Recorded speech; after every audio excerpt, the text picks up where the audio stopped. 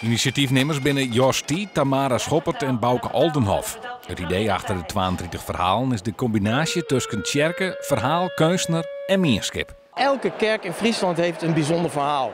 En het zijn soms religieuze verhalen, het zijn soms historische verhalen, het zijn soms actuele verhalen. Maar er zijn zoveel mooie anekdotes. En toen praat ik daar met Bouke Oldenhof over. Toen dachten we, al die kerken zijn al een theater.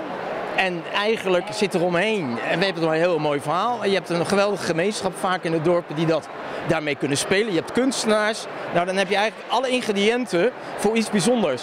Er wienen zo'n 80 aanmeldingen van kerken met een bijzonder verhaal. Hiervan binnen 30 keersen uit de dorpen en 2 uit de stad Ljouwert. In de vaststelling komen alle projecten onder water. Wat voor verhaal zit hierachter? Dit is het verhaal van Harlingen, het eeuwige gevecht met de zee. De overstromingen en hoe dat de denkwijze van Harlingen bepaald heeft.